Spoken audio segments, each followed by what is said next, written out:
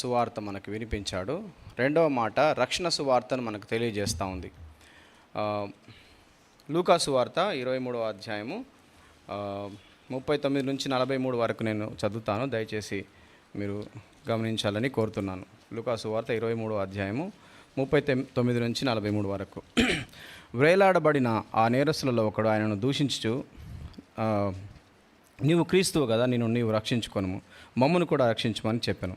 అయితే రెండవ వాడు వానిని గద్దించి, నీవు అదే శిక్షా విధిలో ఉన్నావు కనుక దేవునికి భయపడవా?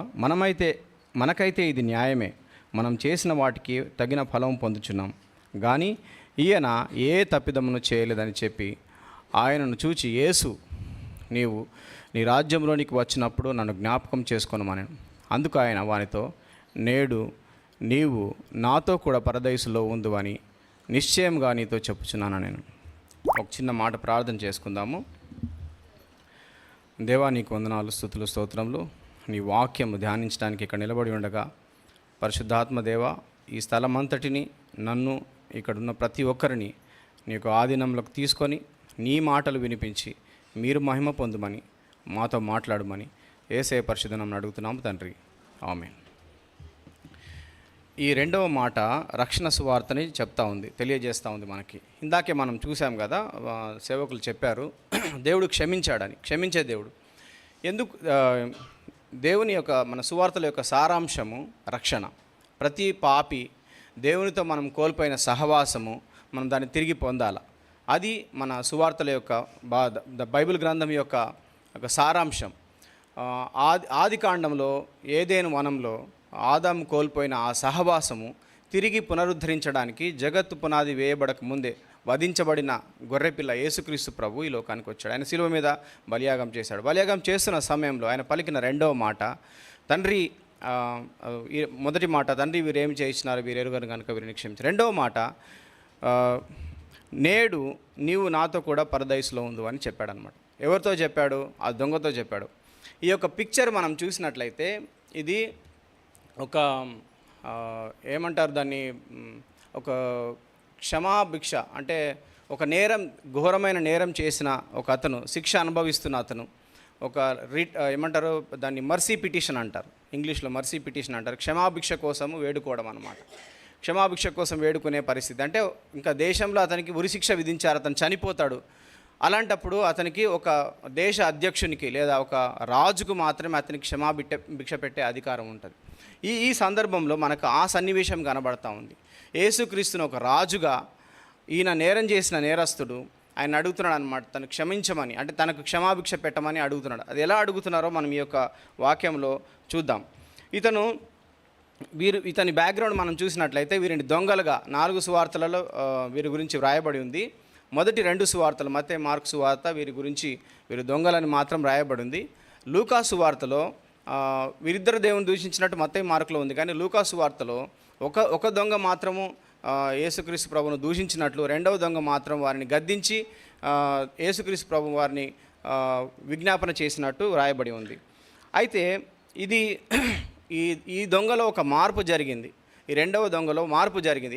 ఏ మార్పు? That's a transformation. What is looking at the whole gospel. ఇందాక సేవకులు కూడా చెప్పినట్టు the whole gospel is meant to be for our transformation. మన జీవితంలో ఒక మార్పు తీసుకురావాలి. మన జీవితము మారిపోవాలి, రూపాంతరం చెందాలి. మనం పాప జీవితం నుంచి నూతన జీవితంలోకి రూపాంతరం చెందాలి. ఈ దొంగ ఆ శిలువ మీద రూపాంతరం చెందాడు. ఎలా చెందాడో మెట్టు బై మెట్టు మనం ఇప్పుడు ధ్యానిద్దాం. మొదటి విషయం, ఆ ప్రోగ్రెషన్ మనం గమనిద్దాం. ఏమన్నాడంటే, మొదటిది, ఆ రెండవ దొంగను గద్దిస్తూ, నీవు అదే శిక్షావిధిలో ఉన్నావు గనుక దేవునికి భయపడవా అని ప్రశ్నించాడు. నీవు దేవునికి భయపడవా? మొట్టమొదటి మనం గమనించాల్సింది ఏంటంటే దేవుని భయం. మనం మారు మనసు పొందడానికి మొదటి మెట్టు మన జీవితంలో ఏ వ్యక్తి విషయంలో మనం మారాము అని తెలియడానికి మన జీవితంలో తెలిసే మొట్టమొదటి విషయము దేవుని భయం. దేవునికి భయపడవా అంటే ఇతను దేవునికి భయపడుతున్నాడు, నువ్వు భయపడవా అని అతని వేరే దొంగని చెప్తా ఉన్నాడు అనమాట. రెండవ విషయం మనం గమనించినట్లయితే తను పాపి అని తెలుసుకున్నాడు. ఎలా తెలుసుకున్నాడు? అక్కడ రాయబడిన మాట ఏంటంటే, మనం చేసిన వాటికి తగిన ఫలము పొందుచున్నాం. అంటే తను చేసింది తప్పని తెలుసుకున్నాడు, తను పాపి అని గ్రహించాడు. ఓకే, ఇంకేమంటున్నాడు? తన సహోదరునితో ఏం చెప్తున్నాడంటే, నువ్వు మనం అనుభవిస్తున్నాం దీనికి అంటే బహిరంగ ఒప్పుకుంటున్నాడు అనమాట. తన పాపి అని తెలుసుకోవడమే కాదు కానీ బహిరంగంగా అందరి ముందు అంటే అంతమంది చూస్తుండగా ఏమంటున్నాడు, మనం చేసిన దానికి తగిన ఫలం అనుభవిస్తున్నాడు. అంటే రక్షణలో రెండో మెట్టు అంటే మారు మనసులో రెండో మెట్టు, దేవుని భయం మొదటి మెట్టు అయితే రెండవ మెట్టు ఏంటి, తను పాపి అని తెలుసుకోవడం, అది బహిరంగంగా ఒప్పుకోవడం, దాన్ని గ్రహించడం. మూడో మెట్టు చూద్దాం మనం, యేసు ప్రభువును పరిశుద్ధుడు అని గుర్తించడం. ఎలా గుర్తించాడు, ఈయన ఏ తప్పిదము చేయలేదు, ఈయన నీతిమంతుడు, ఈయన ఏ తప్పిదం చేయలేని వారు ఎవరు, నీతిమంతులు కదా, పరిశుద్ధులు కదా. యేసుక్రీస్తు ప్రభు ఏ తప్పిదం చేయలేదని గ్రహించాడు అతను. సో ఈ మారు మనసు ప్రోగ్రెషన్లో మొదటి మెట్టు దేవుని అందరి భయము, రెండవ మెట్టు పాపపు ఒప్పుకోలు, దేవుడు నీతిమంతుడని గ్రహించడం, మూడవది దేవుడు పరిశుద్ధుడని గ్రహించడం, నీతిమంతుడని గ్రహించడం, ఆయన నిష్కలంకమైన వాడని ఆయన చెప్పకనే చెప్తున్నాడు అనమాట, ఈయన నీతిమంతుడు. నాలుగో మెట్టు చూద్దాం, యేసు శిలువ మీద ఉన్నా కూడా ఆయన రాజని, ఆయనకు రాజ్యం ఉందని, ఆయన తిరిగి వస్తాడని గ్రహించాడు. ఏమంటున్నాడు, యేసు నీ రాజ్యంలో వచ్చినప్పుడు నన్ను జ్ఞాపకం చేసుకో. అంటే యేసు ప్రభు మన మామూలు పరిస్థితులలో మనము ఎవరైనా శిలువ మీద ఉన్నారనుకోండి, లేకపోతే అలాంటి పరిస్థితులు దెబ్బలు తింటున్నారనుకోండి, అసలు అతను జోలి కూడా పోము. ఆ గొడవ అక్కడ ఏమైనా దొమ్మి జరుగుతుంటే ఎవరైనా అందరు కలిసి కొడుతున్నారు అనుకో, మనకెందుకులే అక్కడ పోతే మరి ఒక దెబ్బ మనకు తగులుతుందని మనం దూరం వెళ్ళిపోతాం. యేసుక్రీస్తు ప్రభు శిలువ మీద ఉన్నప్పుడు అతనిలో ఒక రాజును చూస్తూ ఉన్నాడు. అతనికి ఒక రాజ్యం ఉందని, అది తిరిగి వస్తుందని ఇతను గ్రహించాడు. అంటే అట్లాంటి పరిస్థితులకు భిన్నంగా అతని విశ్వాసం చూడండి. ఏమంటున్నాడు, నీ రాజ్యంలో నన్ను జ్ఞాపకం చేసుకో, అది విశ్వాసం.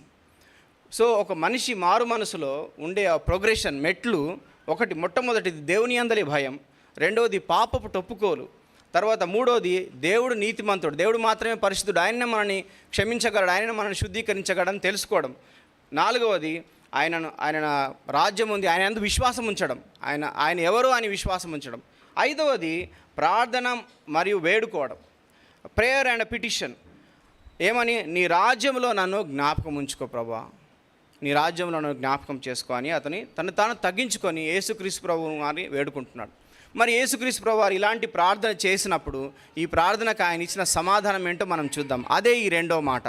ఏమని చెప్పాడు, అటు పాపికి ఆయన క్షమాపణ ఎలా ప్రసాదించాడు, నిశ్చయంగా అంటే ఖచ్చితంగా. Okay, verily I say to you truly indeed. యేసుక్రీస్తు ప్రభు వారు దేవదేవుడు, రాజుల రాజు, జగత్తు పునాది వేయబడక మునిపే ఆయన ఉన్నారు, ఆది సంభూతుడు. అలాంటి దేవుడు ఒక మాట సెలవిస్తేనే జరిగిపోతుంది. సృష్టిలో మనం గమనించాం కదా, లెట్ దేర్ బి లైట్ అనగా వెలుగు జరిగింది, వెలుగు కలుగును కాకంటే వెలుగు కలిగిపోయింది. నాకు ఇష్టమే అని కుష్ఠరోగిని అన్నప్పుడు ఏమైంది, కుష్ఠరోగి శుద్ధుడైపోయినాడు. యేసుక్రీస్తు ప్రభు ఒక మాట సెలవిస్తే జరిగిపోతుంది. శతాధిపతి కుమారుణ్ణి వాళ్ళ దాసుడు బాగలేనప్పుడు నీ విశ్వాసం చొప్పున నీకు జరుగును కాక అని ఇక్కడ చెప్తే అక్కడ ఇంట్లో బాగుపడ్డాడు. ఒక మాట సెలవిస్తే అవుతుంది.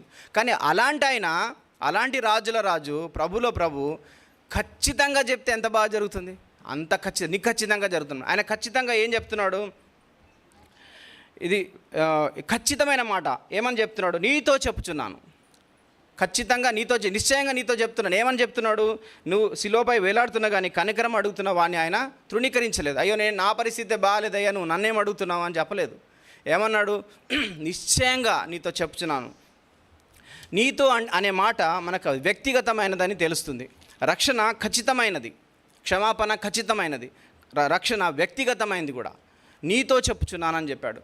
సో మనం ఒక గ్రూప్ లాగా వచ్చి దేవుని నమ్ముకున్నామంటే కుదరదు. మేమంతా జయన్ ఫెలోషిప్కి వెళ్ళేవాళ్ళం అండి, పలానా చర్చికి వెళ్ళి మంచి భక్తి కలిగిన సంఘం అండి, పలానా సంఘం అండి, మేము సతీష్ కుమార్ దగ్గరికి వెళ్ళాను, పలానా దగ్గరికి కుదరదు. అలా రక్షణ వ్యక్తిగతమైనది, క్షమాపణ వ్యక్తిగతమైనది. మనమే దేవుని దగ్గరికి రావాలా. ఆయన మనతో పర్సనల్గా మాట్లాడుతాడు. ఆయన ఏ పరిస్థితిలో ఉన్నా, యేసుక్రీస్తు ప్రభువు శిలువ మీద ఉన్నప్పటికీ కూడా మనతో వ్యక్తిగతంగా మాట్లాడు. రక్షణ వ్యక్తిగతమైంది. ఏమంటాడు, నేడు అంటే ఈరోజు. రక్షణ వ్యక్తిగతమైనది మాత్రమే కాదు, రక్షణ ఖచ్చితమైనది మాత్రమే కాదు, అది తక్షణం జరిగేది. నువ్వు అడిగిన వెంటనే నీ జీవితంలో ఆ క్షమాపణ జరుగుతుంది. మనం అడిగిన వెంటనే ఆ క్షమాపణ మన జీవితంలో ప్రవహిస్తుంది. తక్షణమే, ఆ క్షణమే జరుగుతుంది. వాక్యం ఏం చెప్తుంది, ప్రతిదానికి సమయం ఉందని చెప్తా ఉంది, అవునా? కానీ ఇదిగో ఇదే మిక్కిలి అనుకూల సమయము, నేడే రక్షణ దినం. రక్షణకి ఇంకొక సమయము లేదు. మనం అడిగిన వెంటనే మన జీవితంలో ఆ కార్యం జరుగుతుంది. మనం అడిగిన తర్వాత భవిష్యత్తులో ఎప్పుడో, లేకపోతే రాబో కాలంలో, మనం చనిపోయిన తర్వాత ఎక్కడో జరగదు. మనం అడిగిన వెంటనే ఆ క్షమాపణ మన జీవితంలోకి వస్తుంది. ఆయన రక్షణ మన జీవితంలోకి ప్రవేశిస్తుంది. రక్షణ ఈ క్షమాపణ అనేది ఖచ్చితమైనది మాత్రమే కాదు, వ్యక్తిగతమైనది మాత్రమే కాదు, ఇది తక్షణం జరిగేది. ఆ క్షణమే, మనం అడిగిన క్షణమే ఆయన రక్షణ మనలో జీవితంలోకి, ఆయన క్షమాపణ మన జీవితంలోనికి ప్రవహిస్తుంది. నీవు ముందు ఒక నిర్దిష్టమైన వాగ్దానం, నువ్వు ఖచ్చితంగా ఉంటావు. నీవు ఉంటావు, ఎక్కడుంటావు? పరదైస్లో నీవు ఉంటావు. అది ఖచ్చితమైనది, ఒక పర్సనల్ వాగ్దానం అనమాట. ఒక నిర్దిష్టమైన వ్యక్తిగత వాగ్దానం. విశ్వాసంతో ఆయనను అడిగితే ప్రభు తప్పకుండా మనని, ఆయన ఏ పరిస్థితిలో ఉన్నా మనని శ్రద్ధ చూపి మన ప్రార్థన ఆలకించే దేవుడు. ఇంకొక విషయం, 5వ మెట్టు చూద్దాము. నాతో కూడా పరదైస్లో ఉంటావు అని చెప్పాడు అనమాట. నాతో కూడా అంటే నాతో కూడా యేసు ప్రభు వారు కూడా పరదైస్లో ఉంటారు. ఈ పరదైసు గురించి మనం ఆలోచించినట్లయితే, ఫిజికల్ పరదైస్ అంటే భౌతికమైన పరదైసు, ఇది భూమి కింద ఉందని, పరలోకంలో ఉందని చాలా వర్షన్స్ ఉన్నాయి. వాటి గురించి మనం ఎక్కువ ధ్యానించకపోయినా కానీ, ఈ పరదైస్ అనేది మాత్రం ఖచ్చితంగా ఉంది. చనిపోయిన వెంటనే మనం పరదైస్కి వెళ్తాం. అది ఆ విషయమే కాదు, దేవుని క్షమాపణ పొందిన వెంటనే యేసుతో కూడా ఆ పరదైసు అనుభవాన్ని ఇక్కడ కూడా అనుభవిస్తాం. మన కష్టాల్లో ఉన్న, జీవితాల్లో వ్యధలు అనుభవిస్తున్న, వాటిలో ఉన్న కానీ యేసుక్రీస్తు ప్రభువును మనము క్షమాపణ అడిగిన వెంటనే ఆయన అంటాడు, ఈ క్షణమే, నేడు నీవు నాతో కూడా పరదైసులో ఉంటావు. అంటే నాతో కూడా ఆ పరదైసు అనుభవంలోకి నువ్వు వస్తావు అని దేవుడు చెప్తున్నాడు అనమాట. సో ఈ సిలువ మీద దొంగ ఆయన అడిగినప్పుడు, ఆయనను రక్షణ ప్రణాళిక, ఆయనను క్షమాపణ అడిగినప్పుడు, ఆయనను ఆ మెట్లు మనం చూసాం కదా, 5 మెట్లు ట్రాన్స్ఫర్మేషన్, మార్పు జరిగింది. ఎలా జరిగింది? దేవుని యందలి భయము, పాపపు టొప్పుకోలు, యేసుక్రీస్తు పరిశుద్ధుడని గుర్తించడం, ఆయన ద్వారానే రక్షణ వస్తుందని గుర్తించడం, విశ్వాసం కలిగి ఉండడం, తర్వాత ఆయన వేడుకోవడం, మర్సీ కొరకు వేడుకోవడం, ఆయన కరుణ కొరకు వేడుకోవడం చేసినప్పుడు యేసుక్రీస్తు ప్రభు ఆయన తృణీకరించలేదు, అంగీకరించాడు. అదే క్షణం ఆయనతో పాటు పరదైసుకు తీసుకెళ్ళాడు. మనం ఏం నేర్చుకుంటున్నాం ఈయన ద్వారా? రక్షణ కృపచేత, విశ్వాసం ద్వారా కలుగుతుందని తెలుస్తుంది ఇక్కడ.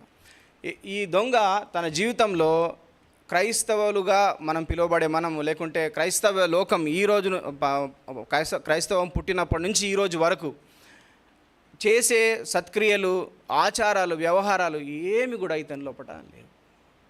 ఆయన ఏ రోజు చర్చికి వెళ్ళి ఎరగడు, దశంభాగం ఇచ్చి ఎరగడు, తర్వాత తన జీవితం అంతా ఒక సత్క్రియ చేసినట్టు కూడా తెలియదు. జీవితం అంతా ఒక దొంగలాగా బతికాడు అనమాట. అలాంటి అతనికి యేసుక్రీస్తు ప్రభువారు కేవలం విశ్వాసం ద్వారా మాత్రమే, దేవుని కృప వలన, రక్షణ గురించి రాయబడింది కదా, కొత్త నిబంధనలో పత్రికలు రాయబడింది కదా, మీరు విశ్వాసం చేత కృప ద్వారా రక్షింపబడ్డారు. మనం ఏం చేయాల్సిన పని లేదు, కొండలు ఎక్కాల్సిన పని లేదు, యాగాలు చేయాల్సిన పని లేదు, వ్రతాలు చేయాల్సిన పని లేదు, మనం ఏమేమో అర్పించుకోవాల్సిన పని లేదు. మన జీవితంలో యేసుక్రీస్తు ప్రభువును ఈ దొంగ శిలువ మీద చేసినట్టు, దేవా నన్ను కరుణించు, దావీదు కుమారుడా నన్ను కరుణించు అని యేసు నీ రాజ్యంలో నన్ను జ్ఞాపకం చేసుకొని అడిగినప్పుడు ఆ రక్షణ సువార్త మన జీవితంలో, ఆ క్షమాపణ మన జీవితంలో ప్రవహిస్తుంది. ఈ జీవితంలో చరమాంకంలో ఉన్న పర్లేదు. చాలామంది ఏమనుకుంటారు, నేను ఇంత ఘోర పాపిని, ఇలాంటి వాడిని కూడా, బ్రదర్ మీకు తెలియదు నేను ఎలాంటి వాడినో, ఇలాంటివి కూడా దేవుడు క్షమిస్తాడు. అవును, క్షమిస్తాడు. యేసుక్రీస్తు ప్రభు వారి రక్తము కడగలేని పాపము లేదు, యేసుక్రీస్తు క్షమించలేని తప్పిదము లేదు. అయితే మనం చేయాల్సిందంటే ఈ క్షణం, as the Lord speaks to us, ఈ క్షణం దేవుడు మనతో మాట్లాడుతుండగా మన జీవితంలో ఆ క్షమాపణ, ఆ రక్షణ మనము పొందుకోవాలి. రక్షణ లేని వాళ్ళు ఖచ్చితంగా దేవుని దగ్గరికి వచ్చి ఆ క్షమాపణ అడగాలనుకుంటారు. రక్షింపబడిన వారు యేసుక్రీస్తు ప్రభు వారే మనకి ఎగ్జాంపుల్. ఆ స్థితిలో ఉన్నా కానీ, కదలలేని స్థితిలో ఉన్నా కానీ, శిలువ మీద ఉన్నా కానీ, చనిపోతున్న పరిస్థితిలో ఉన్నా కానీ, ఆయన ఒక ఆత్మని పరలోకము తీసుకెళ్ళాడు. అవునా కదా? నీకు నాకు అంతకన్నా బెటర్ పరిస్థితులు ఉన్నాయి కదా. మనకు చాలా మంచి పరిస్థితులు, మంచి సౌఖ్యమైన జీవితం జీవిస్తున్నాం, అడ్వాన్స్ టెక్నాలజీలో ఉన్నాం. మనం ఎంత సేవ చేయాలి, ఎంతమందిని దేవుని దగ్గరికి నడిపించాలి, ఎంతమందికి మనం సువార్త ప్రకటించాలి, ఎంతమందికి మనం దేవుని క్షమాపణను పరిచయం చేయాలి. సో మరొకసారి అది మనం చదువుకుందాం, ఆ వచనం చదివేసి మనం ప్రార్థన చేసుకుందాం. అందుకు ఆయన వానితో, నేడు నీవు నాతో కూడా పరదేశంలో ఉండు అని చెప్పుచున్నాను, నిశ్చయంగా నీతో చెప్పుచున్నాను. నేను ప్రార్థన చేసుకుందాం. మహాగణుడా, కృప కలిగిన తండ్రి, నీ వాక్య ధ్యానమును బట్టి మీకు వందనాలు చెల్లిస్తున్నాం. మీరు మాకు ఇచ్చిన ఈ అవకాశం బట్టి వందనాలు. శిలువ మీద దొంగని ప్రభా, మరి మీరు ఆఖరి క్షణంలో కూడా తండ్రి మరి నిన్ను అడిగినప్పుడు మీరు అతన్ని కరుణించారు. ఇక్కడ ఎంతమంది ప్రభా ఇంకా రక్షణ లేకున్నారో వారిని కరుణించమని ప్రార్థన చేస్తున్నాం. ఇంకా ప్రభా మరి శిలువ మీద దొంగలాగా ఆఖరి క్షణం కొరకు వెయిట్ చేస్తున్నారు. కొంతమంది జీవితంలో ఆ క్షణం రాకుండానే ప్రభా మరి వారి జీవితం చాలించవచ్చు. మాకు తెలియదు ప్రభా, మీరు అక్కడ ఎప్పుడు వస్తుందో, మరణం ఎప్పుడు వస్తుందో, దాని కొరకు వెయిట్ చేయకుండా తండ్రి ఈ క్షణం అందే నేడే వారి జీవితాల్లో మేము రక్షకునిగా అంగీకరించడానికి సహాయం చేయండి. ఇక్కడ ఎంతమంది అయితే రక్షింపబడి ఉన్నారో తండ్రి, మరికొందరిని మీరు శిలువ మీద మీరు మాకు చూపిన మాదిరిని బట్టి తండ్రి ప్రభా మరికొందరిని నీ యొద్దకు నడిపించినట్లు, మరికొందరిని ప్రతిదినం ప్రభా మరి ప్రార్థించి నైనా మరికొందరిని యొద్దకు నడిపించినట్టు కృప దయచేయమని ఈ సమయాన్ని బట్టి, నీ వాక్యాన్ని బట్టి నీకు వందనాలు చెల్లిస్తూ, నీ వాక్యం ప్రభా మా జీవితాలను మార్చేస్తుంది తండ్రి, ట్రాన్స్ఫార్మ్ చేస్తుంది ఆయన, నీకు వందనాలు చెల్లిస్తూ యేసయ్య పరిశుద్ధ నామమున అడుగుతున్నాము తండ్రి, ఆమేన్.